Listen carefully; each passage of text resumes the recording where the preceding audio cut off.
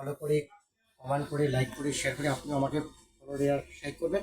এভাবে আমরা এগিয়ে যাবো, এটাই বাস্তব সত্য। আর এখন হচ্ছে তুমি 250 গ্রাম খেজুর দিছো? হ্যাঁ দিস। এখানে লোক নাই বুঝছো, ধর টাকা দিয়ে এই টাকাটা ভরে দেবো, টাকাটা ভরে দেবো। আর কজন আছে? মোহনলাল কি করছে?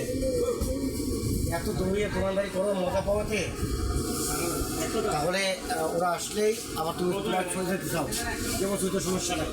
কিন্তু দুধটা দিয়ে দিলাম, এখানে বাদাম দিতে হবে। বাদাম বাদাম খুব প্রিয় জিনিস মানুষের, সুস্বাস্থ্য ভালো রাখার জন্য বাদাম ভালো জিনিস।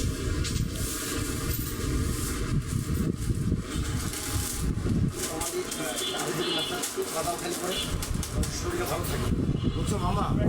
আর ওই যে খেজুর, আপনার যে এটা কি যেন খেজুর, এটা খেজুর আসতেছে, খেজুর এটা কি খেজুর বলে? স্লাইস খেজুর নাকি? খুরমা খেজুর, খুরমা। এইটাই তো সেই আরবের খুরমা খেজুর। আপনি যে আরেকটা খেজুর পেয়েছেন, পুরো একদম ড্রাই, একবার ড্রাই। এটা তো সেটা না না, এই যে আগে বেচতেন বড় আস্তে, মানে আস্তে খুরমা যেটা, হ্যাঁ একদম সাদা বা আর সাদা এগুলো আরো বেশি আস্তে খুরমা।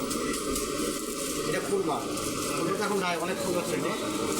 ওইটা হলো সেলাই, যেটা সেলাই খুরমা দুধের সঙ্গে খাওয়ার পরে শরীরে বল বেড়ে যায়, বল শক্তি বেড়ে যাবে।